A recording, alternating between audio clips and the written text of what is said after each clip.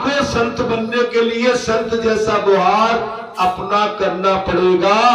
ये तय तू एरे बेरे तेरे कायरे तू एरी एरी मुड़ी एरी मुड़ी छोड़ना पड़ेगा। एरी मुड़ी तुम कहां की हो? नहीं बेटियों, महाराज अत से शुद्ध करना चाहिए, क्योंकि तुम संत नहीं हो तो संत नहीं बनोगे, और संत बनने के लिए तुम्हें संत जैसी अत से शुद्धि करना चाहिए। अपने मन को शुद्ध, विचारों को शुद्ध, संयम शुद्ध, आपका सब शुद्ध। जब तक मुट्ठी भर चने तक की भी जरूरत है, तब तक संत होने के लिए मन को सुधारने की जरूरत है। जैसे मुट्ठी भर चने की आवश्यकता पड़ती है, तो संत बनने के लिए तुम्हें अपने आप को सुधारने की आवश्यकता है, मन को बदलने की जरूरत है। आप संत तो बन गए, लेकिन मन आपका टेढ़ा मेढ़ा व्यवहार ये पसंद नहीं है किसी को। महाराज, जो अपने हृदय का परिवर्तन करता है वो संत बनता है। जो अपने हृदय में परिवर्तन करता है वो संत बनता है। मन शुद्धि होने पर संत मिलता है। कथा में प्रसंग आ गया, भगवान सुखदेव ने कहा, राजन मन शुद्धि होने पर ही संत मिलता है। मन शुद्ध होने पर संत से मिलने के लिए संत आता है।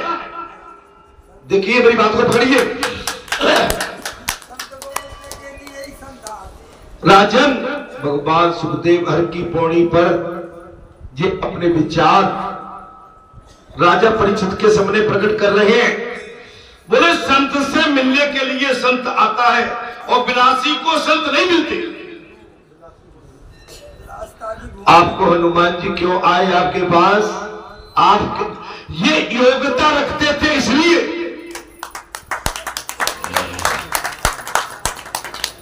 बिलासी के पास, अय्यासी के पास नहीं, बिलासी के पास नहीं। हनुमान किसी संत के पास ही पहुंचेंगे, भले ही इस जन्म के संत नहीं तो क्या, अरे कई जन्मों के संत होते, उनसे भी मिलने भगवान।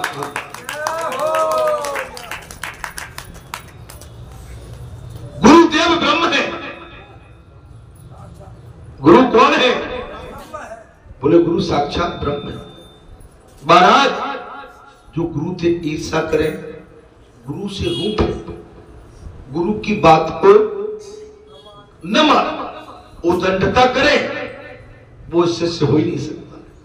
अगर यहाँ पर हम कथा कह रहे हैं, कथा के माध्यम से आपको कुछ बताने की कोशिश कर रहे हैं, समझाने की कोशिश कर रहे हैं, आपकी समझ में नहीं आता, मेरा कर्तव्य बनता है मैं पुनरावृत्ति करूं, मैं दोबारा समझाऊं, 3 बार समझाऊं, 4 बार समझाऊं, 5 बार समझाऊं, लेकिन 5 में भी समझ में नहीं आए तो मुझे अपना स्वभाव बदलना पड़ेगा। तुम कैसे ठीक हो?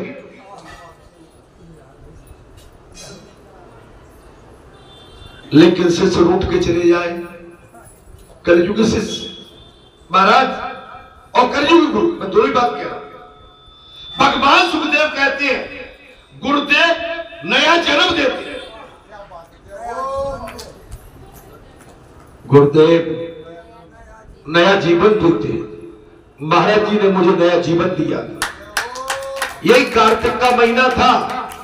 आज से कम 1995 की बात होगी, 94-95।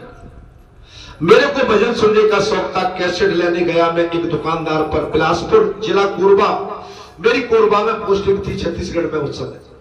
मैं कैसेट लेने गया, मेरे भैया कैसेट, वो बोला सर ये कैसेट का डिब्बा महाराज जी की भागवत कथा का डिब्बा। अरे मैंने कहा ये तो बहुत ज्यादा है भाई, मैं कहां सुन पाऊंगा। तो कैसे? बोले नहीं, आप 2 भजन की ले जाओ, डब्बा ले जाओ, आप सुनना कभी। कार्तिक की पूर्णिमा रहे और सबरी नारायण का मेला भरता है बड़ा छत्तीसगढ़ में, जहां सबरी जी ने अपना जीवन निकाला था वनवास। वहां पर सबरी जी का बहुत बड़ा मंदिर है, जहां भगवान स्वयं सबरी से मिलने पहुंचे थे। वहां पर मेला देखने के लिए हम प्रातःकाल गए। उस समय मुझ पर गाड़ी थी सुमो, और सुमो गाड़ी में हमने कहा एक काम करो, बड़ी बेटी से बोला हमने, बेटा सपना तुम एक काम करो, इसमें वो जो उनको मैं वो 24 को कैसेट है ना महाराज जी की, महाराज मैं जानता भी नहीं था, महाराज जी नाम लिखा था दीनदयाल महाराज, मैंने उनको डालो। क्या करेंगे पापा? मैंने आज उनको ही सुनते हैं रास्ते में।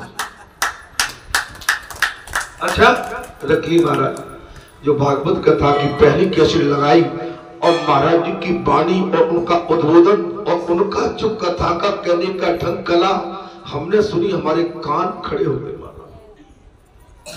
सबरी नारायण वहां से 125 किलोमीटर दूर है जहां से मुझे जाना था। माने 2-3 कैसेट हो गई। सबरी नारायण मंदिर पहुंच के दर्शन किए, फिर लगा लिया। अब तो ऐसी आदत पड़ गई कि रात को मैं अपने कहीं भी ड्यूटी से भी आता था, रात में पुलिस की नौकरी थी, रात की नहीं, जानते ही हो आप। 12 बजे लौटे, 10 बजे लौटे, 9 बजे लौटे। एक कैसेट जब तक भोजन करते थे, मन में संकल्प ले लिया अब सदगुरु बनाएंगे तो आप ही को बनाएंगे। अगर दीक्षित होंगे महाराज आपसे हो गई। इधर संकल्प, उधर हनुमान जी ने इच्छा पूरी कर दी। बोले सदगुरु नहीं, मैं भी इनको लेके यहाँ 7 दिन की कथा कहलवाऊंगा, और तुम जिस घर में रहते हो 7 दिन इस सदगुरु को तुम्हारे घर में विश्राम भी कराओ। लालचा दोनों तरफ से। महाराज जी से मिला, महाराज बड़ी मुश्किल में पकड़ पाए महाराज जी को। वृंदावन में कथा चल रही थी, होली का टाइम था, 7 दिन के लिए महाराज कथा कहने के लिए ललिता आश्रम में आते थे। महाराज जी का आश्रम है ललिता आश्रम, ठीक है, वृंदावन। हम पहुंच गए और मैं बिलासपुर से आया था, उस समय कुर्ता पहने था, बस उधर ठंड तो रहती नहीं थी, कपड़े गर्म लाया नहीं, शॉल थी सफेद, कुर्ता पजामा पहने, और मेरे साथ परिवार के भाईजन थे। हम पीछे की कतार में बैठे थे, शॉल ओढ़े था मैं, सर्दी का टाइम था थोड़ा सा, है ना, पहने हुए था, बैठा। कथा पूरी हो गई। हमने जिनके माध्यम से मिलना था वो गोयल थे, कोई नाम उनको पूरा नहीं आ रहा, सरनेम गोयल आता है।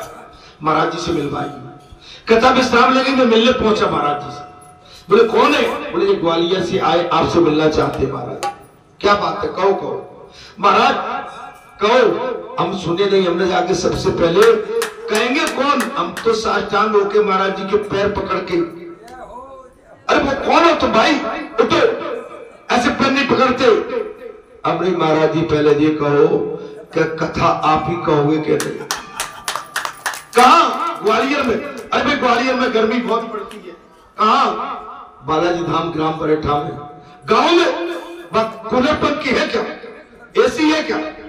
महाराज कुछ भी नहीं है। पकड़ लिए। अच्छा उठो उठो उठो, उठे, वचन दे दिया, बोले कथा मैं कहने आऊंगा।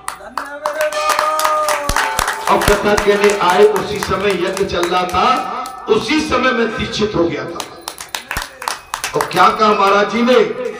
अरे बोले भूपेंद्र जी, अरे बोले तुम तो जगत गुरु से दीक्षित हो। क्या शब्द थे? मेरे पास आने की क्या जरूरत थी, तुमको तो जगत गुरु ने दीक्षित स्वयं कर दिया। मैंने महाराज जी फिर भी आप आवश्यकता आपकी पड़ेगी, आप समझ लो। 7 दिन रहा महाराज, 7 दिन महाराज। जो प्रभु का घर है मैं उसके अंदर रहता हूं आज भी। 7 दिन निवास किया। जाने लगे, मैं विदाई करने के लिए जब पहुंचा तो मैं विदाई में कुछ देने लगा, साफ मना कर दिया, तुम मेरे शिष्य हो गए और शिष्य से मैं कुछ नहीं लूंगा। लेकिन उस समय मेरा कर्तव्य बना, मेरे महाराज जी ये तो हनुमान जी ने आपके लिए सेवा भेजी है, स्वीकार करिए। एक बात बता दें महाराज, अमोघ व्यक्ति महाराज, शांत स्वभाव के महाराज। हम तो महाराज उनके परिवार से भी मिले हैं पूरे से। हरिद्वार में भी ललिता आश्रम है महाराज जी का, सुंदर आश्रम। महाराज जी की वाणी क्या थी? सरस्वती बरसती थी। बोलो सदगुरु भगवान। मैं कथा को विराम की ओर ले जा रहा हूं।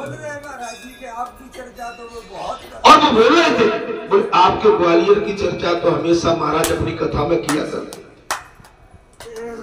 महाराज मन को बदलने की जरूरत है। जो अपने हृदय को परिवर्तन करता है वही संत बनता है। मन शुद्ध होने पर मिलता है। गुरुदेव नया जन्म देते हैं। भगवान सुखदेव ने कह दिया राजन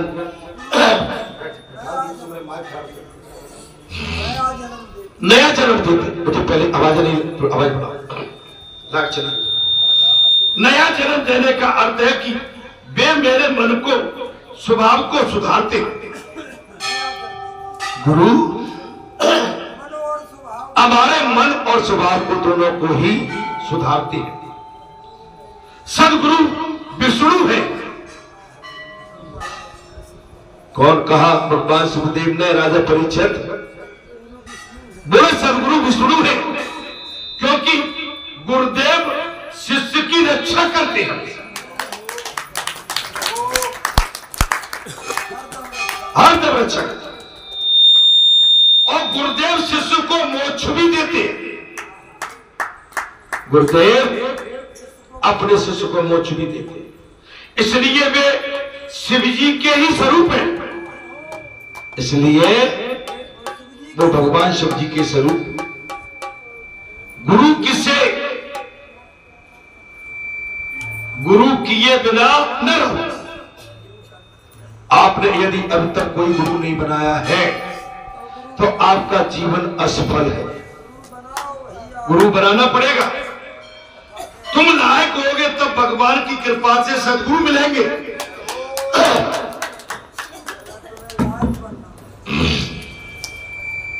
आप लायक होंगे तब भगवान की कृपा से।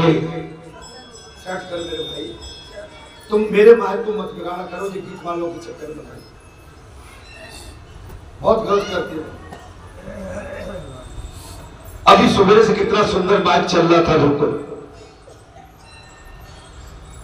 तुकाराम जी ने अपने अनुभव का वर्णन किया है। कथा वार्ता सुनते हुए प्रभु के नाम से मेरी प्रीति हो गई। कथा सुनने से भगवान से प्रीति हो।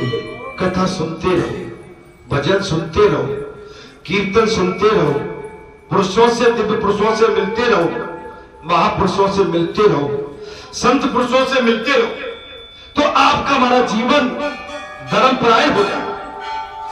मैं भी विठ्ठल भगवान का सतत जप किया, विठ्ठल भगवान का जप किया करता।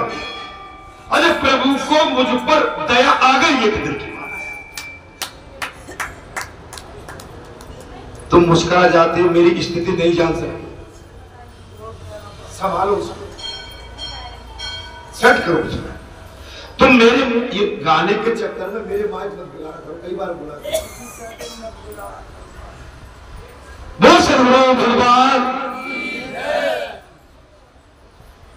अर्थात मुझे उपदेश देने के लिए और हे राजन अब आगे तुम्हें उपदेश देने के लिए मैं स्वयं आया। गुरुदेव ने से कहा कि मैंने तो भगवान का कोई सेवा नहीं की। अर्थात विठ्ठल जी कह रहे फिर भी गुरुदेव ने मुझ पर कृपा कर दी।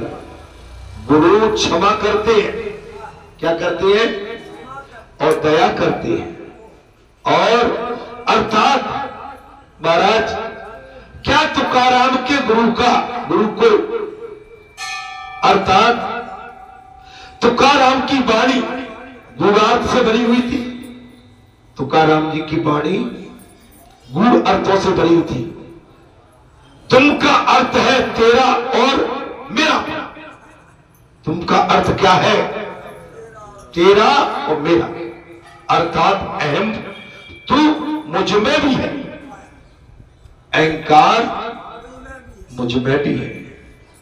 आज से तू भूल जा कि तू पुरुष है। आज से तू भूल जा कि तू पुरुष है। तू है मेरा और मेरापन अर्थात अहम। तू है मेरा अपना पुरुष तत्व भूल जा। मैं पुरुष हूं। आज से हम सबको ये भूल जाना चाहिए कि हम व्यक्ति हैं, पुरुष हैं। बस मैं भगवान का हूं। भगवान मेरे गुरुदेव ने मेरापन तेरापन मुझसे मांग लिया। मेरे गुरु ने मुझसे मेरापन और तेरापन मुझसे मांगे। मुझे आज्ञा दी कि तू तो अपना अभिमान मुझे दे। तुकाराम क्या कहते हैं? मेरे गुरु ने ये कहा कि तू अपना अभिमान मुझे दे। हे शिष्य, हे संसारी जीव, तुम अपना अभिमान छोड़ो। अपना अभिमान बालाजी धाम में छोड़ के चले जाओ। भगवान मिल जाएंगे। आज से अहम को मत रखना। आज से आप सब अभिमान को कभी मत रखना। तू पुरुष नहीं और तू स्त्री नहीं। देह के सारे भाव तू मुझे अर्पण कर। भगवान स्वयं कहते हैं देह के सारे भाव मुझे अर्पण। तू स्त्री नहीं, तू पुरुष नहीं, तू शुद्ध है, तू ब्रह्म है, तू ईश्वर है। ऐसा सोच। तू शुद्ध है, तू ईश्वर है। अरे तू ही तो ब्रह्म है। जीव का ईश्वर के साथ संबंध सिद्ध कर दिया। बस वही आपका संबंध ईश्वर से हो जाएगा। आपका संबंध किससे हो जाएगा? ईश्वर से जोड़ दिया। जिसको प्रत्येक क्रिया ज्ञान में हो वही गुरु। जिसको सारी क्रिया ज्ञान में हो, अच्छा भाई, वही गुरु। झाड़ू पोछा बर्तन लीपा पोती, पहनना उठना नहाना, पढ़ना लिखाना, खेती करना, बाजरा काटना, ठीक है, नौकरी करना, राजनीति करना और पुरुषार्थ करना और प्रखंड करना। आपको यदि सब आता है तो आप पक्के गुरु हैं। झाड़ू पोछा बर्तन लीपा पोती, कपड़े धोने, धुलाने नहीं, दूसरों को ले जाना, दूसरे को सुख सुविधा देना, वही पक्का गुरु। गुरु वो नहीं है कि अपने कपड़े धुलवाए,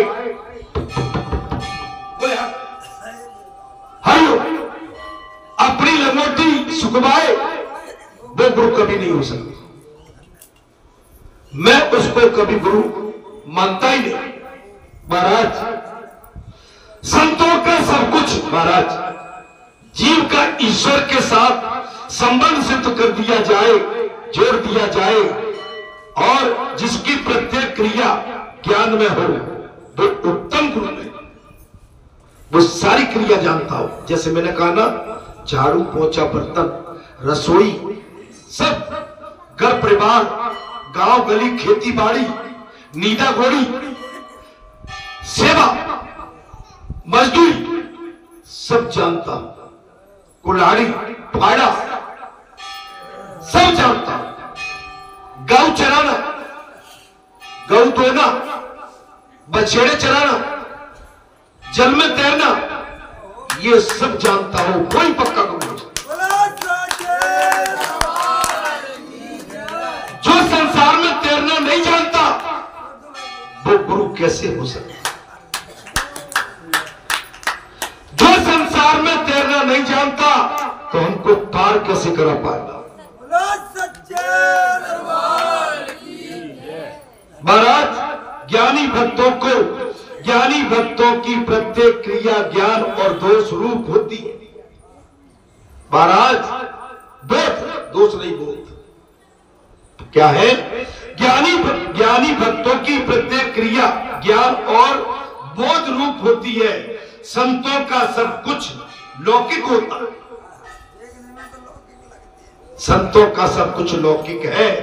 भगवान सुखदेव कहते हैं, राजन सुखदेव जी मात्र ब्रह्म ज्ञानी ही नहीं थे, परंतु उनकी दृष्टि भी ब्रह्म दृष्टि थी।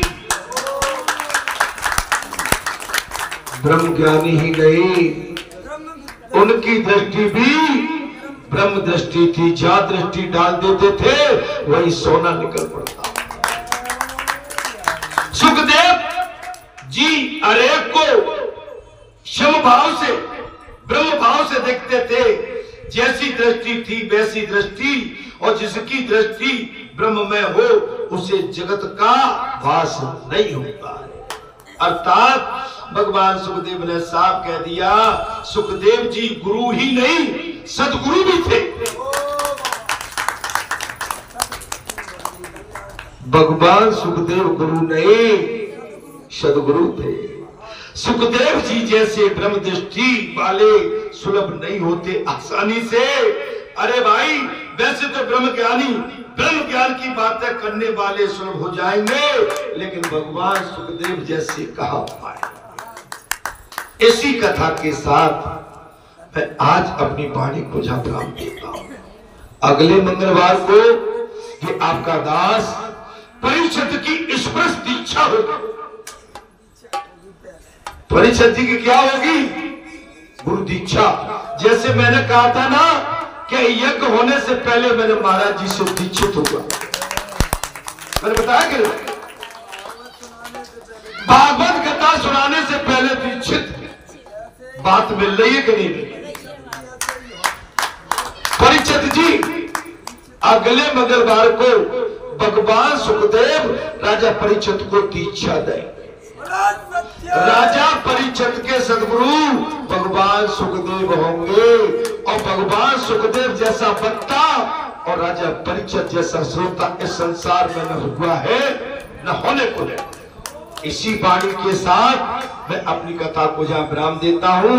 अगले मंगलवार को मैं ये कथा आपके समक्ष लेके आ रहा हूं। उससे पहले शनिवार को रामचरितमानस की कथा में इस समय भरत और राम संवाद चल रहा है।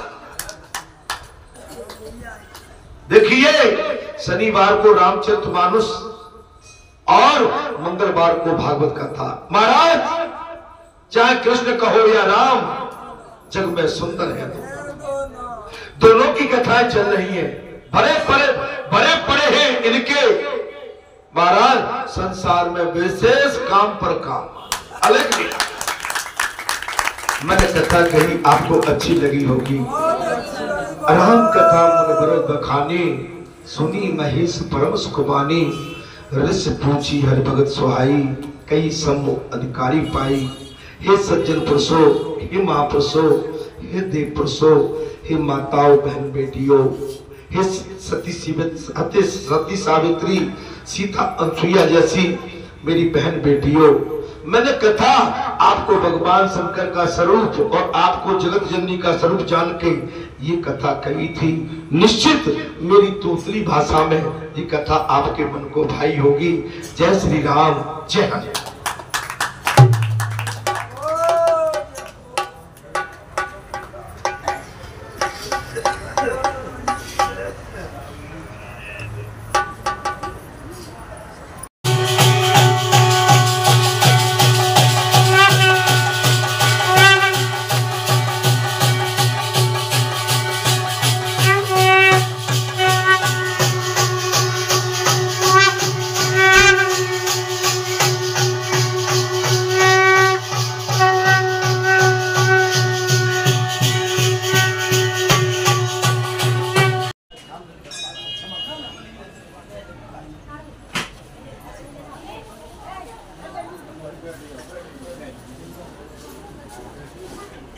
ये दीपावली के लिए बनवाया है और बहुत बढ़िया सुंदर है भाई। हम इसको मैं क्या कह सकता हूँ।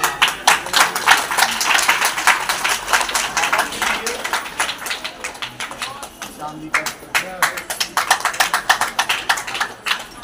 अभी आपसे पूरा श्रृंगार भी अभी बालाजी का जो दीपावली को हो रहा है, क्योंकि करते ही रहते हैं सभी आपके द्वारा। भैया इसको सभी पंच संभालें इसको, ठीक है?